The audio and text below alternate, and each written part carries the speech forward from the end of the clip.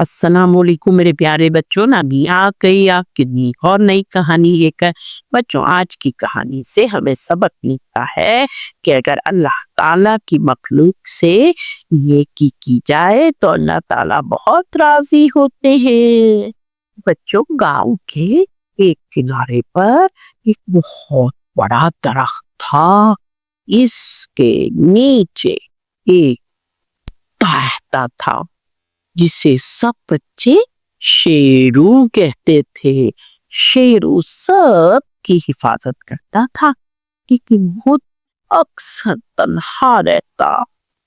एक दिन बाहर के मौसम में इसी दरख्त के नीचे एक छोटा सा पौधा निकला। इस पर एक नन्ही सी कली खिली हुई थी, छोटी सी नाजुक सी, जैसे कोई हंसती हुई गुड़िया। शेरू ने कली को देखा और मुस्कुरा कर कहा, कितने खूबसूरत हो तुम, मगर अकेली हो। कली ने आंख भरी, मेरी बहनें हवा की झोंकों और बारिश से टूट गई है। मैं अकेली रह गई, मेरा तो कोई दोस्त भी नहीं है। शेरू ने कान हिलाए और वादा किया, अब तुम कभी अकेली नहीं रहोगी, मैं तुम्हारा दोस्त हूँ। इस दिन से शेरू रोज कली के पास बैठता, सुबह को परिंदों को भगाता ताकि कली को जेल से धूप मिले। दोपहर को अपनी दुम से इस पर साया कर देता ताकि तेज धूप इसे ना लगे। रात को सितारों के नीचे बैठकर कली को कहानियां सुनाता। कली बहुत खुश रहती।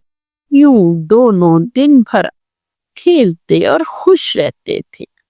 बच्चे अक्सर देखकर इनको कहते, हाय कितना प्यारा जोड़ा है, कुत्ता और कली की दोस्ती का। एक दिन तेज आंधी आ गई, तेज हवा, गर्द तूफान, टहनियाँ टूट गई। कली तो डर कर कांपने लग गई। शी, मैं उड़ जाऊंगी। शेरू ने फौरन अपने जिस्म से कली को ढांप लिया।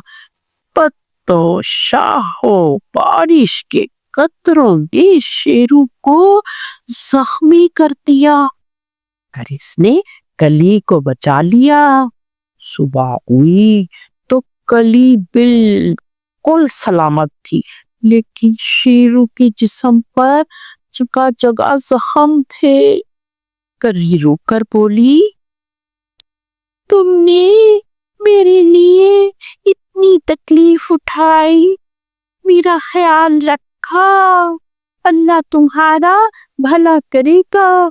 वक्त गुजरता गया, कली एक बड़े पौधे में बदल गई और शेरू का साया हमेशा इसके नीचे रहने लग गया। गांव के लोग वहां आकर कहते, ये जगह हमें सिखाती है सच्ची दोस्ती कुर्बानी मांगती है, और दोस्त वही है जो मुश्किल वक्त पर साथ खड़ा हो।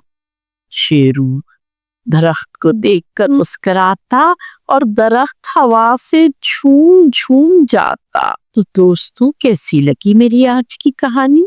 अगर मेरी कहानी पसंद आई हो तो मेरे चैनल को सब्सक्राइब करें और वीडियो को लाइक करें।